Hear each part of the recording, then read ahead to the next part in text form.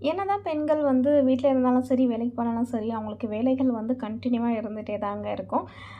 அந்த மாரி தான் வந்து நம்ம வந்து இன்னைக்கு ஆஃபீஸ்க்கு போயிட்டு வந்து வீட்ல பார்த்தீங்கன்னா, குழந்தைங்களுக்கு ஸ்நாக்ஸு குடுக்கலாம் அப்படின்னு சொல்லி டிசைட் பண்ணி, வீட்ல இருந்த மாதுளப்பழத்த உரிச்சு வந்து எடுத்து வச்சாச்சுங்க. கூடவே வந்து இந்த குச்சி சிப்ஸ்ன்னுவாங்க. அது வந்து மரவள்ளி கிழங்கு சிப்ஸுங்க. ரொம்பவே நல்லாயிருக்கும்.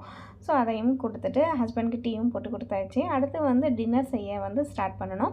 ஸோ, அதுக்கு முன்னாடி வந்து நான் ஃப்ரெஷ்ஷா அரைச்ச மாவு இருந்தது. கோதுமை மாவு. ஸோ, அதில வந்து நம்ம சப்பாத்திக்கு மாவு பெசஞ்சு வச்சுக்கலாம் அப்படின்னு சொல்லி, சப்பாத்தி தான் நான் இன்னைக்கு டின்னருக்கு செய்ய போறேன். ஸோ, உப்பு கொஞ்சம் போல போட்டு, அப்புறமா கொஞ்சம் கொஞ்சமா தண்ணிய ஊத்தி நம்ம பெசஞ்சிடலாம் அப்படின்னு சொல்லி ஸ்டார்ட் பண்ணியாச்சு. அத வந்து நம்ம பெசஞ்சு எடுத்து வச்சாச்சுங்க. அடுத்து பார்த்தீங்கன்னா, கொஞ்சம் போல சாதம் வந்து ஒயிட் ரைஸ் வந்து மீந்திடுச்சு. இத வந்து நம்ம என்ன பண்ணலாம் அப்படின்னு யோசிக்கிறப்போ தான் வந்து எப்பவுமே நான் செய்ற வேலை என்ன அப்படின்னு பார்த்தீங்கன்னா, ஒரு முட்டைய உடைச்சு ஊத்தி, இல்லன்னா நெறைய சாதம் இருந்ததுன்னா 2 முட்டைய உடைச்சு ஊத்தி, பெப்பர் போட்டு சூப்பரா ஒரு சிம்பிளான முட்டை சாதம் வந்து ரெடி பண்ணிடுவேன்.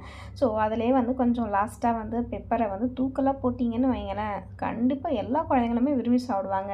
நாட் ஈவன் நமக்கே வந்து ரொம்ப பிடிக்குங்க. ஸோ, நானும் வந்து என்ஜாய் பண்ணி சாப்பிட்டேன். ஸோ, அடுத்து வந்து பார்த்தீங்கன்னா, நான் வந்து டின்னரும் வந்து செய்ய ஸ்டார்ட் பண்ணிட்டேன் கொஞ்ச நேரத்திலேயே. என்ன செஞ்சேன்னா, சப்பாத்தி தாங்க. சப்பாத்தி மாவு வந்து சூப்பரா நல்லா சாஃப்ட்டா இருந்தது.